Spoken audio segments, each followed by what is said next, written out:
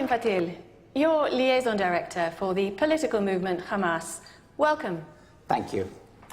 Now, the Hamas that you represent is quite distinct, as I understand it, from the terrorist organization of the same name.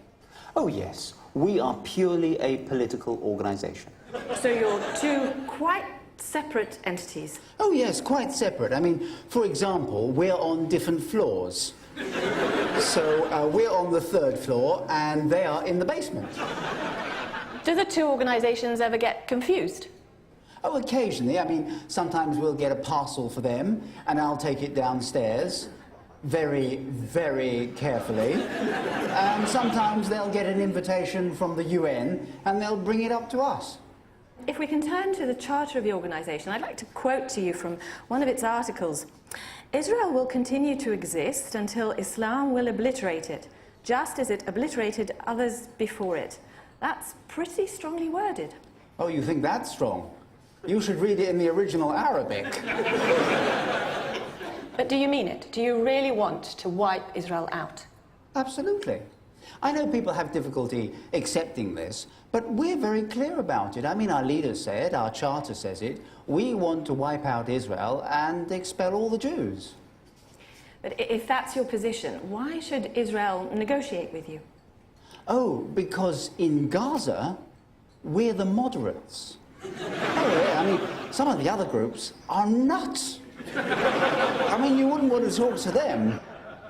Let me talk to you about Gaza. When you see that situation, how do you feel? Oh, well, terrible, obviously. I mean, ever since I was a young boy, I've wanted to do something about it. In fact, for many years, I dreamed of becoming a martyr myself. And why didn't you? Well, I failed the physical. I mean, it's not easy to get into one of these elite suicide units. I mean, I know one young man who failed and was so distraught, he killed himself. Let me turn to your approach to Israel. Israel pulled out of Gaza in 2005, and yet you continued to fire rockets into Israel. Were you surprised by the Israeli reaction? Surprised? We were shocked. I mean, we thought they'd retaliate much sooner. I mean, it took almost 7 years.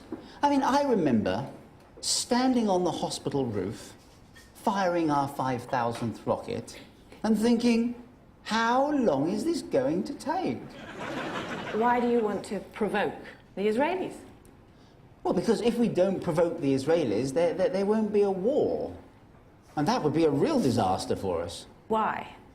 Well, if there wasn't a war, people would judge us on our treatment of women, on our killings of our rivals, on our summary justice.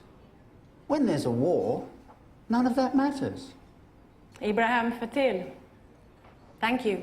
My pleasure.